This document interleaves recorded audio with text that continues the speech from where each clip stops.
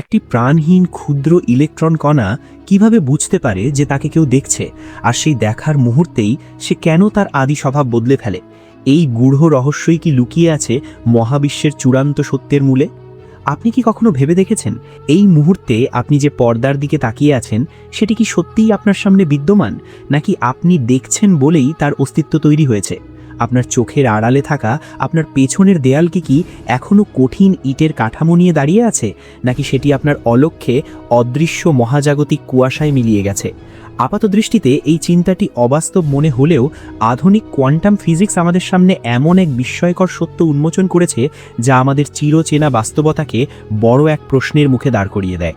বিজ্ঞানীরা আজ এক বাক্যে স্বীকার করছেন যে এই মহাবিশ্ব কোনো স্থির বা জমাট বাঁধা বস্তু নয়, বরং এটি হলো অসীম সম্ভাবনার এক তরঙ্গায়িত সমুদ্র। আর এই তরঙ্গকে বা সম্ভাবনাকে একটি নির্দিষ্ট বাস্তবে রূপদান করেন আপনি স্বয়ং, আপনার দেখার দৃষ্টি বা পর্যবেক্ষণের মাধ্যমে। বিজ্ঞানের পরিভাষায় এই মহাজাগতিক ভোজবাজিকে বলা হয় দ্য অবজারভার ইফেক্ট বা পর্যবেক্ষকের প্রভাব। এই অদ্ভুত রহস্যটি বুঝতে হলে আমাদের প্রবেশ করতে হবে অণু পরমাণুর ক্ষুদ্রাতি ক্ষুদ্র জগতে, যেখানে ডাবল স্লিট এক্সপেরিমেন্ট নামের এক অমর পরীক্ষা বিজ্ঞানের মোড় ঘুরিয়ে দিয়েছিল। বিজ্ঞানীরা যখন ক্ষুদ্র ইলেকট্রন বা আলোর কণা ফোটনগুলোকে দুটি সরু ছিদ্রের মধ্য দিয়ে ছুঁড়ে মারলেন, তখন দেখা গেল এক অভাবনীয় কাণ্ড।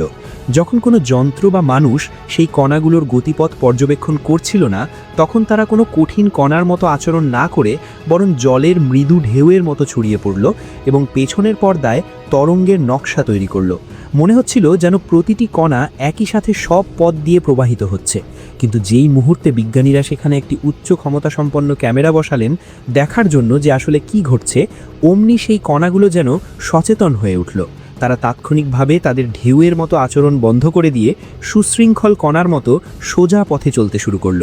ক্যামেরা বা মানুষের এই সামান্য নজরদারি কিভাবে একটি নির্জীব কণার আচরণকে আমূল বদলে দিল, তা আজও বিজ্ঞান জগতের এক অনন্য রহস্য।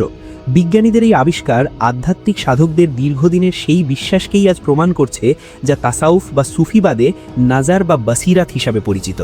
সুফি দর্শন অনুযায়ী এই সৃষ্টি জগৎ হল স্রষ্টার তাজাল্লি বা নূরের এক নিরন্তর বহিঃপ্রকাশ, এবং মানুষ হল সেই পরম পর্যবেক্ষক যার চেতনার আয়নায় বিশ্ব চরাচর প্রতিভাত হয়।